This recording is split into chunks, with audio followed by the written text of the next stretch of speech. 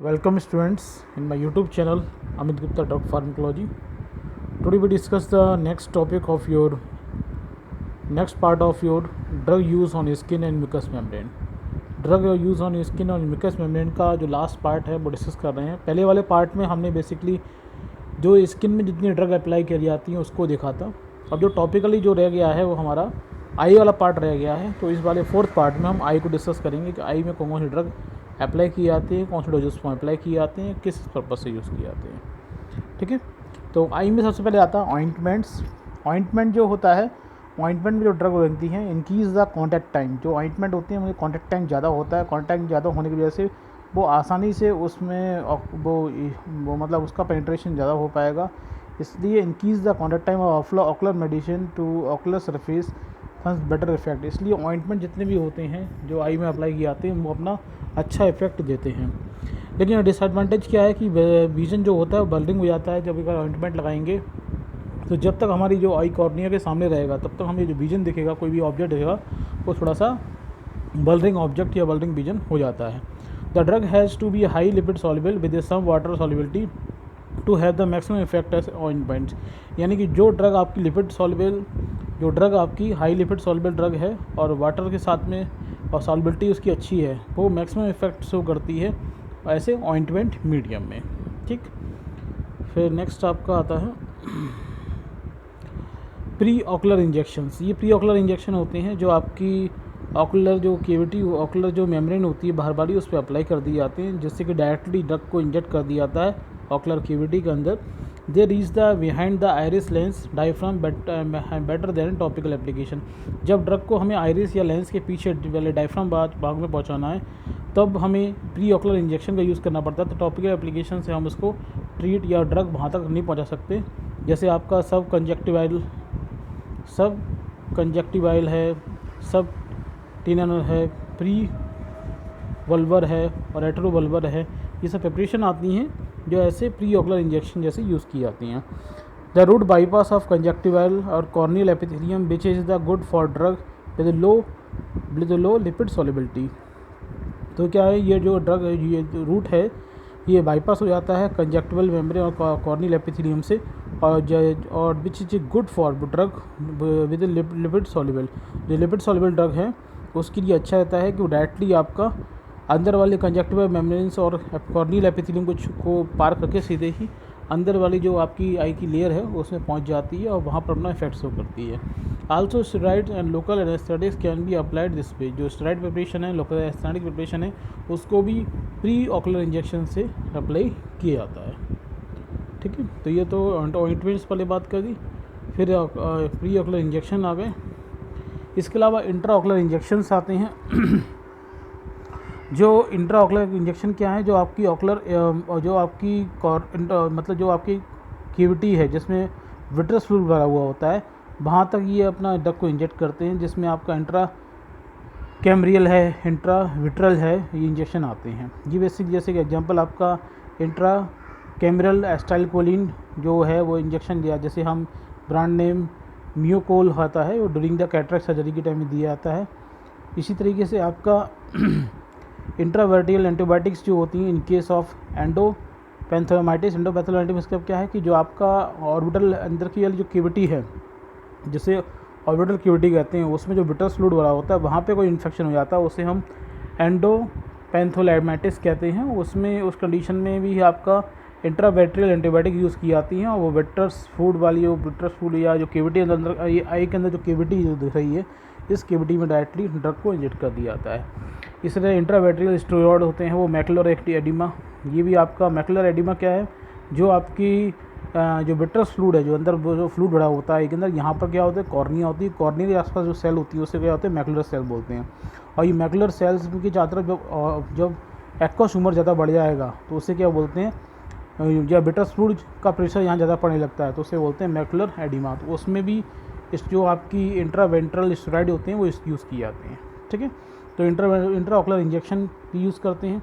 इस तरह sustain release device भी आजकल आ रही हैं जो आई पे अप्लाई कर दी जाती हैं और उनसे ड्रग क्या लॉन्ग टाइम तक रिलीज़ होता रहता है।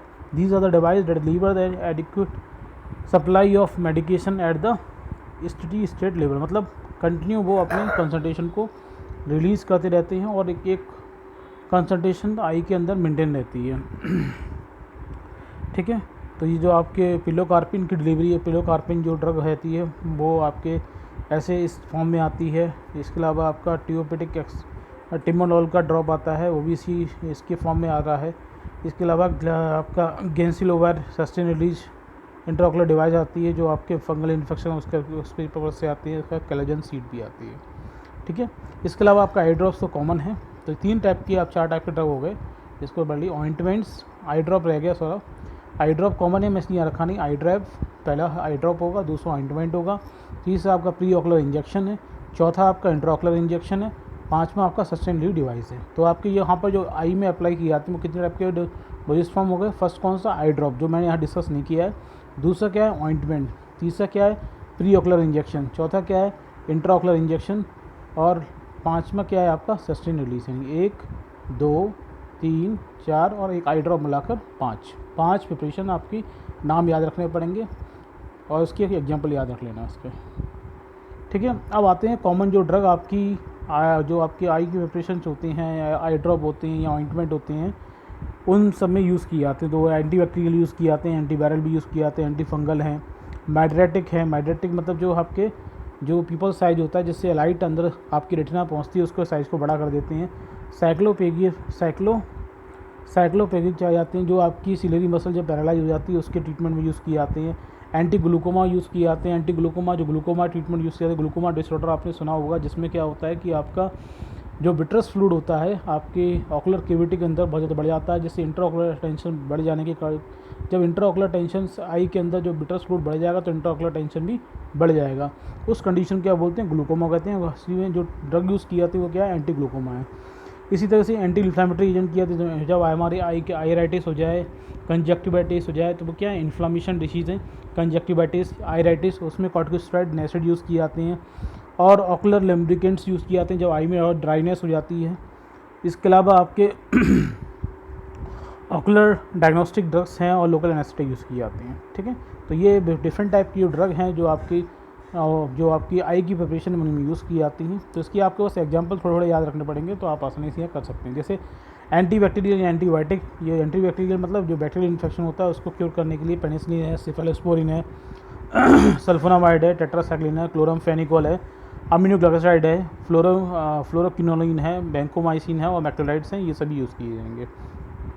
एंटीबायोटिक्स में क्या है, जो एंटीबायोटिक्स जो बेसिकली आपके यूज्ड टॉपिकली इन प्रोफाइलैक्सिस के लिए यूज़ होते हैं और treatment of ocular bacterial infection. जो एंटीबायोटिक जितने भी यूज़ होंगे या तो कोई बैक्टीरियल इन्फेक्शन से बचाने के लिए यूज़ होंगे प्रोफाइलैक्सिस तौर पे, उससे इन्फेक्शन ना हो, और दूसरा अगर कोई बैक्टीरियल इन्फेक्शन हो गया ऑकुलर इन्फेक्शन तो उसके ट्रीटमेंट में यूज़ किए जाते हैं।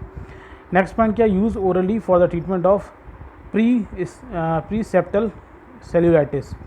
प्रीसेप्टल सेल्यूलाइटिस का मतलब क्या है कि जो आपकी आईलिड है, अपर आईलिड या अपर आईलिड होती है या लोअर आईलिड होती है, जो हमारी अपर आईलिड और लोअर आईलिड, वहाँ पर जो स्वेलिंग हो जाती है, वहाँ इन्फ्लामेशन हो जाता है, उसको बोलते हैं हम प्रीसेप्टल सेल्यूलाइटिस। तो ओरली कुछ एंटीबायोटिक भी यूज़ की जाती है उसके ट्रीटमेंट में, जैसे अमोक्सिलिन है और कार्बोनिक एसिड के साथ में उसको यूज़ किया जाता है। Use intravenously for the treatment of orbital cellulitis. अगर आपकी ऑर्बिटल सेल्यूलाइटिस हुई है मतलब आई के अंदर, यहाँ तो आईलिड की बात कर रहे थे, अब आई के अंदर, जैसे ये आपको जो है ये डिसऑर्डर कौन सा आपका प्रीसेप्टल सेल्यूलाइटिस है, और ये जो डिसऑर्डर है वो कौन सा आपका ये जो डिसऑर्डर है वो का ऑर्बिटल सेल्यूलाइटिस है। ये क्या है, प्रीसेप्टल सेल्यूलाइटिस है। तो प्रीसेप्टल सेल्यूलाइटिस में ओरली आपकी एंटीबायोटिक यूज़ की जा सकती हैं, और जो अगर आपकी कंडीशन ऑर्बिटल सेल्यूलाइटिस की हो तो इंटरवेंशनली इंटर आईवी रूट से भी इन एंटीबायोटिक को देना पड़ जाता है, जैसे जेंटामाइसिन है, सेफेलोस्पोरिन है, बैंकोमाइसिन है, ये सब दी जाती हैं। Can be inject intravitreally for the treatment of endophthalmitis. अगर आई के अंदर, जो आई के अंदर एक केविटी होती है जिसे हम ऑकुलर केविटी बोलते हैं, उस ऑकुलर केविटी में जैसे मैंने आपको दिखाया था ये जो ये आई बॉल है, तो ये आपकी आई की कॉर्निया हो गई, और यहाँ पर क्या ऑकुलर केविटी, इसमें फ्लूइड बड़ा होता है जिसे हम विट्रस फ्लूइड बोलते हैं। इस फ्लूइड के अंदर कोई इन्फेक्शन हो जाए तो उस कंडीशन क्या बोलते हैं हम इसको कंडीशन को बोलते हैं एंडोपैंथोलोमाइटिस। तो पेंथेलेमाइटिस जैसी कंडीशन हो तो उस कंडीशन में हम इंट्रावेंट्रली इंजेक्टेड करते हैं, सीधे ड्रग को हम वहाँ पर इंजेक्ट कर दिया जाता है। ठीक है, तो टॉपिकली यूज़ करते हैं बैक्टीरिया ओकुलर इन्फेक्शन के लिए, ओरली यूज़ करते हैं प्री सेप्टल सेलुलाइटिस के लिए, इंटरवीजनल हाईवी रूट से यूज़ करेंगे ऑर्बिटल सेलुलाइटिस के लिए। और ये कि अगर केस आपका एंडोपेंथेलाइटिस का हो तो उस कंडीशन में आपको इंट्रावाइट्रियली, जो आपको मैंने बताया था इंजेक्ट करते हैं डायरेक्टली आपके आई कैविटी में, उस रूट से ड्रग दे दी जाती है। तो एंटीबायोटिक का ही रोल हो गया। स्पेसिफिक एंटीबॉडीज़ में वैसे सल्फोनामाइड यूज़ किए जाते हैं, जैसे टार्चोमा हो जाए तो कैलेंडोमाइडी इन्फेक्शन, कैलेंडोमाइडल इन्फेक्शन हो जाता है तो उसमें सल्फोनामाइड यूज़ किए जाएंगे। अगर सेल्युलर सिंथेसिस इनहिबिटर जो पेनिसिलिन है सेफलोस्पोरिन का यूज़ किया था, gram positive gram negative bacterial infection है उस कंडीशन में पेनिसिलिन है सेफलोस्पोरिन है उनका यूज़ करते हैं। और इसके साइड इफेक्ट वेली एलर्जी रिएक्शन है, न्यूट्रोपीनिया है, थ्रोम्बोसाइटोपिनिया जो हमने आपको बता चुके हैं वही सभी है। इसके अलावा अमीनोग्लिसराइड यूज़ किए जाते हैं, जो मेनी अमीनोग्लिसराइड जो यूज़ होते हैं आपके आई ड्रॉप में या फिर आपके ऑइंटमेंट्स में, वो आपकी कौन कौन से हैं जो बेसिकली बैक्टीरियल प्रोटीन सिंथेसिस को इनहिबिट करके बैक्टीरियल ग्रोथ को रोक देते हैं। वो उसमें जेंटामाइसिन है जो 0.3% आई ड्रॉप में यूज़ किया जाता है। इसके अलावा आपका टेब्रोमाइसिन है जो आपका सुडोमोनास इन्फेक्शन को रोकता है, 1% आई ड्रॉप में प्रेजेंट होता है। न्यूमाइसिन है जो 0.3 से 0.5% आई ड्रॉप में प्रेजेंट होता है। डिफरेंट टाइप के बैक्टीरियल इन्फेक्शन से ये प्रोटेक्ट करते हैं, बचाते हैं। तो यानी कि इसमें सल्फोनामाइड भी यूज़ हो जाती है, पेनिसिलिन सेफलोस्पोरिन भी यूज़ करते हैं, अमीनोग्लिसराइड भी एंटीबॉडी भी यूज़ होती हैं। इसके अलावा टेट्रासाइक्लिन को यूज़ करते हैं जो आपकी प्रोटीन सिंथेसिस इनहिबिट करते हैं। ग्राम पॉजिटिव ग्राम नेगेटिव दोनों टाइप के इन्फेक्शन है या फंगस इन्फेक्शन है उसमें भी इफेक्टिव है। इसके अलावा क्लोरमफेनिकोल है जो आपकी ब्रॉड स्पेक्ट्रम एंटीबॉडी दोनों हैं, टेट्रासाइक्लिन और क्लोरमफेनिकोल दोनों का ही यूज़ किया जाता है जब आपका ग्राम नेगेटिव या ग्राम पॉजिटिव कोई ऐसा इन्फेक्शन है जो ट्रीट नहीं हो रहा है प्रीवियस एंटीबायोटिक से, तो उस कंडीशन में टेट्रासाइक्लिन क्लोरमफेनिकोल होता है। क्लोरमफेनिकोल बेसिकली आपको ऑइंटमेंट मीडियम में मिल जाएगा, ऑइंटमेंट प्रिपरेशन जो आई प्रिपरेशन आती है क्लोरमफेनिकोल मिल जाएगा जो आपका 0.5% आई ड्रॉप में और ऑइंटमेंट में आपके अवेलेबल रहता है। बहुत सारी प्रिपरेशन आपने देखी होंगी मार्केट में मिल जाएंगे, आई ड्रॉप जो जैसे 0.5% क्लोरमफेनिकोल होगा और ऑइंटमेंट प्रिपरेशन जो आई में अप्लाई की जाती है उसमें 0.5% क्लोरमफेनिकोल होता है। ठीक है। इसके अलावा एंटीबायोटिक्स जो हैं वो आपकी, जैसे आपको बताया मैंने आपको, टाचुमा क्या है, ट्रीटेड जो टॉपिकली से भी और सिस्टमिक टॉपिकली ड्रग अप्लाई भी जाएगी। टाचुमा जब हो जाए, टाचुमा जैसे आप ये देख रहे हैं ये क्या है, टाचुमा है।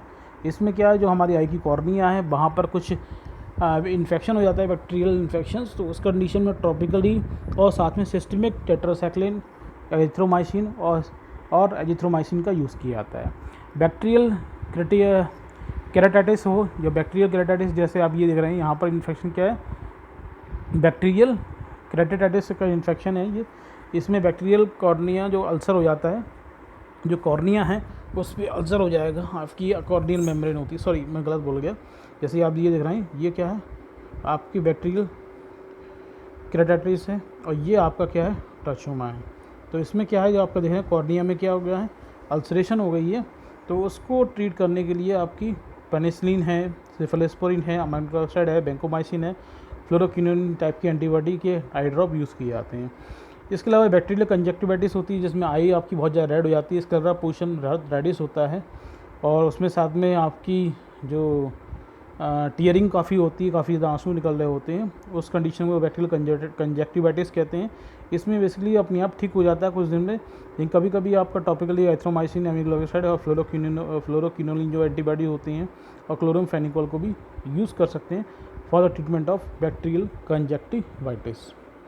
अब एंटीवायरल ड्रग भी यूज़ की जाती हैं जब आपका कोई वायरल इन्फेक्शन है, तो वायरल इन्फेक्शन क्योर करने के लिए एंटीवायरल ड्रग यूज़ की जाती है। बेसिकली आपकी एसाइक्लोवायर यूज़ किया जाता है 3% ऑइंटमेंट में, 5 टाइम्स अप्लाई करा जाता है 10 से 15-14 दिन के लिए, और साथ में ओरली भी इसे दिया जाता है।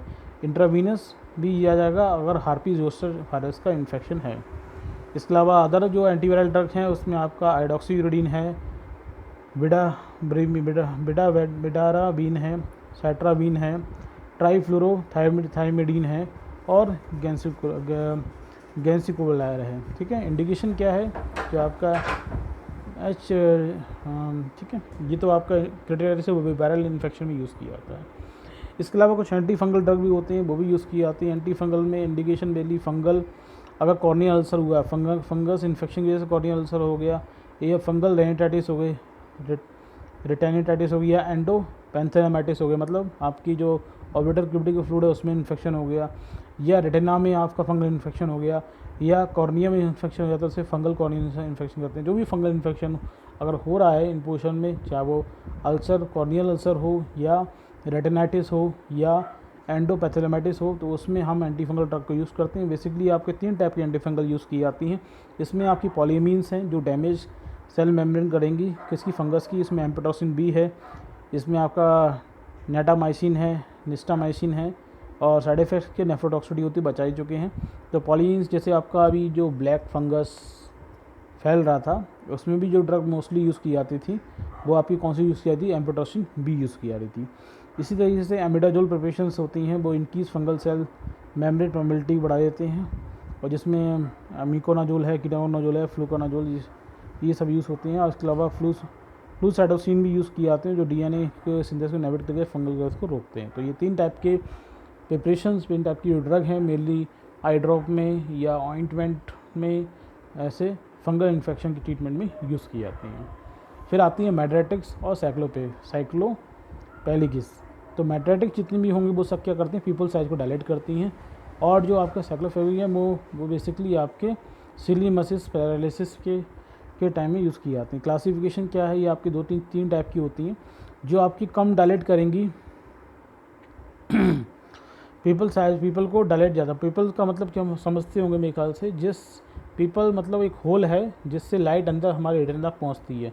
Pupil is the hole of the eye, जैसे एक होल है, उस होल से जब किसी ऑब्जेक्ट से लाइट रिफ्लेक्ट होकर पीपल से होते हुए हमारी कहाँ पहुँचती, कॉर्निया पहुँचेगी। यानी कि वो जिस होल से लाइट अंदर हमारे आँख के अंदर पहुँच रही है उसको क्या बोलते हैं, पीपल बोलते हैं। अगर डायलेट पीपल हो जाएगा तो उसका तो साइज ऑफ पीपल बढ़ जाता है। ठीक है, तो ये बेसिकली मेडिट्रिक्स यानी साइज ऑफ पीपल को बढ़ाने के लिए जो ड्रग यूज़ की जाती हैं। शॉर्ट एक्टिंग है उसमें ट्रॉपिकामाइड है, इंटरमीडिएट है वो हेमेट्रोपिन है, लॉन्ग लास्टिंग है वो एट्रोपिन होती है। ठीक है, इंडिकेशंस मेनली कब यूज़ किया है, कॉर्नियल अल्सर होता तब यूज़ की जाती हैं। इसके अलावा आयराइटिस जो होती है या उस कंडीशन में यूज़ करते हैं, और साइक्लोफेविक रिफ्रैक्शन हो तब यूज़ किया जाएगा। तो इनका treatment mainly indication corneal ulcer, eye cornea है उस पर अल्सर हो गया है तो अल्सरेशन को ट्रीटमेंट के लिए को ट्रीटमेंट के ड्यूरेशन में इसे यूज़ करते हैं, और आयराइटिस के ट्रीटमेंट में यूज़ करते हैं, और साइक्लोफेविक रिफ्रैक्शन में यूज़ करते हैं। ठीक है, अब बचा आपका एंटी इन्फ्लेमेटरी जो भी आपकी आई की ड्रॉप या ऑइंटमेंट भी यूज़ किए, जो आई की प्रिपरेशन में यूज़ किए जाते हैं 2 टाइप के होते हैं, कॉर्टिकोस्टेरॉइड या नैसिड्स। कॉर्टिकोस्टेरॉइड्स में 3 टाइप के हैं। शॉर्ट एक्टिंग है उसमें हाइड्रोकॉर्टिसोन है, कॉर्टिसोन है, प्रिडिसोन है। इंटरमीडिएट में आपका ट्राइमेक्योनोलोन है, और आपका फ्लूपेराडिनोलोन है, और लॉन्ग एक्टिंग में आपका डेक्सामेथासोन और बीटामेथासोन है। ठीक है, तो यूज़ किए जाते हैं डिफरेंट प्रिपरेशन में।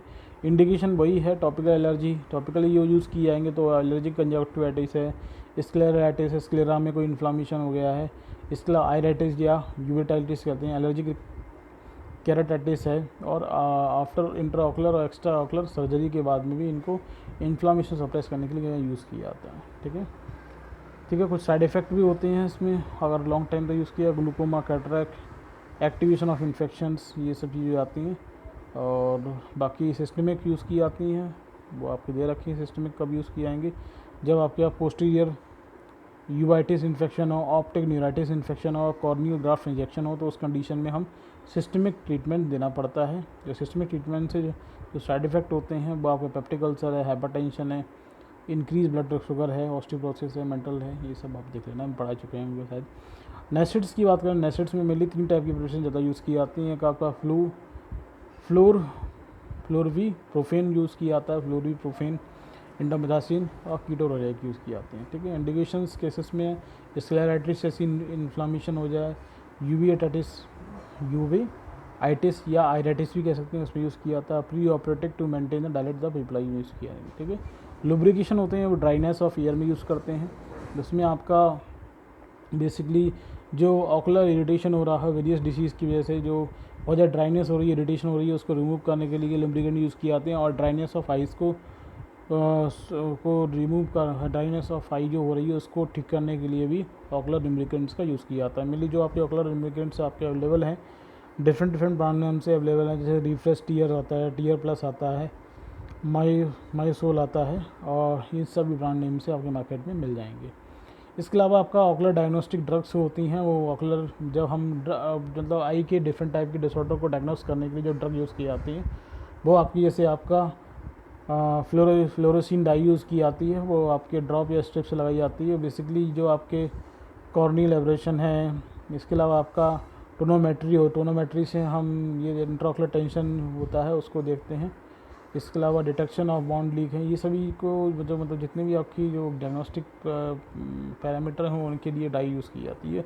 लेकिन इसमें सावधानी क्या रखना पड़ती है कि सॉफ्ट टिश्यू जो होते हैं, कॉन्टैक्ट लेंस होते हैं, वहाँ पर ये ज़्यादा अप्लाई ना हो। और fluorescein drop can be contaminated by Pseudomonas, इस पर मतलब कहीं ऐसा ना हो कि जो फ्लोरोसिन डाई जो आप यूज़ कर रहे हैं किसी ना किसी बैक्टीरियल से या कंटामिनेटेड ना हो। ठीक है, तो ये आपका इसी तरह से आपका रोज़ाविलिन स्टेन होता है, वो यूज़ किया जाता है ऑकुलर डाई। तो मतलब ये आप बेसिकली किस पर्पज़ से यूज़ होता है उसका नाम याद कर लेना। जैसे इसमें फ्लोरोसिन डाई है और दूसरी क्या है, रोज़ाविलिन स्टेन है, जो बेसिकली आपका सीवियर ड्राई ईयर हो रही है या आपकी हार्पेटिक केराटाइटिस जैसी प्रॉब्लम है उसको डायग्नोस करने के लिए इसे यूज़ किया जाएगा। ठीक है, लोकल एनेस्थेटिक बेसिकली तब यूज़ किए जाते हैं जब आपकी कुछ मतलब डायग्नोस्टिकली की भी यूज़ करते हैं कि कुछ डायग्नोस्टिक पैरामीटर या डायग्नोस्टिक ऑपरेशन करेंगे तो भी इसे यूज़ करते हैं। जैसे कि आपका प्रोकेन है, टेट्राकेन है। जैसे टोनोमेट्री मैंने बताया था, जब इंट्राऑकुलर टेंशन को जो अगर आपको देखना इंट्राऑकुलर टेंशन ज़्यादा है कम है तो टोनोमेट्री से देखते हैं। टोनोमेट्री करने के लिए भी लोकल एनेस्थेटिक पहले अप्लाई करते हैं ताकि पेन कम से कम हो। इसके अलावा गोनियोस्कोपी होती है, गोनियोस्कोपी से देखते हैं अल्सरेशन तो कहीं नहीं है। Removal of corneal foreign body, अगर कॉर्निया पे कोई फॉरेन बॉडी चिपक गई है या हो तो उसको रिमूव करने के लिए से पहले भी लोकल एनेस्थेटिक अप्लाई करें ताकि पेन कम से कम हो। रिमूवल ऑफ सूचर्स, अगर ऑपरेशन हुआ है तो सूचर्स कहीं लगे हुए हैं हल्के छोटे मोटे, तो उसको रिमूव करते समय भी लोकल एनेस्थेटिक अप्लाई किया जाता है। और examination of patient who can not open the eye because of pain, और कोई पेशेंट है जो अपनी आँख खोल नहीं पा रहा है ड्यू टू द पेन, तो उस कंडीशन में लोकल एनेस्थेटिक यूज़ करते हैं। लेकिन ओवरऑल देखें तो लोकल एनेस्थेटिक का यूज़ बेसिकली आई में हम पेन रिलीफ के लिए यूज़ करते हैं ताकि पेन डिफरेंट हम जब ऑपरेशन कर रहे हों या डायग्नोस्टिक कर रहे हों तो डायग्नोस्टिक टूल से कर रहे हों तो उस टाइम पेशेंट को पेन ना हो, इसलिए टॉपिकल लोकल एनेस्थेटिक का यूज़ किया जाता है। ठीक है, तो ये हो गया आपका कंप्लीट। लोकल एनेस्थेटिक में बेसिकली आपका ऑर्बिटल इन्फिल्ट्रेशन से यूज़ करते हैं। इसके अलावा पेरिवुलर या रेट्रोवुलर रूट से भी करते हैं, जिसकी वजह से एनेस्थीसिया की वजह से क्या एक्नीजिया इंट्राऑकुलर सर्जरी के टाइम में यूज़ करेंगे लिडोकॉन विवेकन को यूज़ किया जाता है। तो ड्रग के नाम याद रखिए और किस पर्पज़ से यूज़ करते हैं बस ध्यान रखिए, इतना ही है। और लास्ट में बचा आपका कॉम्प्लिकेशंस क्या हो सकते हैं टॉपिकल एडमिनिस्ट्रेशन से। कभी कभी मैकेनिकल इंजरी हो जाती है कि कहीं ऐसा ना हो कि बॉटल से आप डाल रहे हैं बॉटल कहीं हमारे कॉर्निया में टच ना हो जाए, तो उससे कॉर्नियल एब्रेशन हो जाता है, तो मैकेनिकल इंजरी हो सकती है। पिगमेंटेशन में क्या होता है कि एपिनेफ्रिन या एड्रेनोक्रोम जो ड्रग है वो आपकी ज़्यादा क्वांटिटी में पहुंच जाएगी, तो अंदर जो हमारी जो आपकी रेटिना होती है, रेटिना के पास में जो पिगमेंटेड सेल होती हैं वहाँ पर पिगमेंटेशंस का कम या बढ़ना ना हो जाए। इसके अलावा ऑकुलर डैमेज, टॉपिकल एनेस्थेटिक है, बेंजोक्लोरिन क्लोराइड है, ज़्यादा क्वांटिटी में यूज़ किया गया तो उसके कारण क्या होता है ऑकुलर डैमेजिंग हो जाती है, ऑकुलर सेल्स की कुछ डैमेजिंग हो जाएगी, हाइपरसेंसिटिव रिएक्शन होती है। और इसके अलावा सिस्टम इफेक्ट भी कुछ निर् होते हैं जिसकी वजह से, जैसे फिनाइलेफ्रिन का यूज़ किया है ज़्यादा क्वांटिटी में तो आपके ब्लड प्रेशर को बढ़ा देते हैं। तो ये आपके कॉम्प्लिकेशन होगा टॉपिकल एडमिनिस्ट्रेशन के, और ये सभी आपके ड्रग हो गए। तो लोकल एनेस्थेटिक की बात करें तो स्पेशली पेन को रिमूव करने के लिए यूज़ किया जाती है ड्यूरिंग द सर्जरी और ड्यूरिंग द डिफरेंट टाइप के एपरेटस, टोनोग्राफी है या removal of corneal foreign body है, इन सब के लिए। और डायग्नोस्टिक ड्रग जो होती हैं उसमें आपकी दो याद रखिए, एक तो रोज़ा वेगनल स्टेन है और फ्लोरोसिन डाई है। ठीक है, इसके अलावा ऑकुलर लुब्रिकेंट्स होते हैं वो ड्राइनेस और इरिटेशन को दूर करने दिए जाते हैं। एसिड बेसिकली आपके इन्फ्लामेशन को सप्रेस करने के लिए, कॉर्टिकोस्टेरॉइड भी इन्फ्लामेशन के लिए। ठीक है, और मेड्रेटिक सेलोपी बता दिया जो पीपल साइज को इंक्रीज़ करने के लिए होता है। ठीक है, एंटी फंगल ड्रग है, फंगल इन्फेक्शन में, एंटीवायरल ड्रग वायरल इन्फेक्शन को यही में हो रहा तो, और एंटीबायोटिक बेसिकली बैक्टीरियल इन्फेक्शन हुआ है उसको दूर करने के लिए क्लोरोफेनिकोल टेट्रासाइक्लिन, ये सभी आपकी यूज़ किए जाएंगे। तो इस तरीके से आज आपका आई में जो अप्लाई करते हैं, आई में कौन सी ड्रग यूज़ होती है आई ड्रॉप में, वो सब डिस्कस कर लिया। तो इस तरीके से आज आपका कंप्लीट होता है drug use on skin and mucous membrane. तो ठीक है, तो ये आपकी यूनिट पूरी कंप्लीट हो चुकी है। फिर नेक्स्ट लेक्चर में आपके साथ में नेक्स्ट यूनिट में मिलेंगे। अगर वीडियो आपको समझ में आया हो तो ज़रूर लाइक कीजिएगा। कोई क्वेश्चन हो तो कमेंट बॉक्स में ज़रूर पूछिएगा, और आपको लगता है ये वीडियो किसी शेयर करने पर उसको हेल्पफुल हो सकता है तो ज़रूर शेयर कीजिएगा। नेक्स्ट वीडियो मिलेंगे, तब तक के लिए थैंक यू।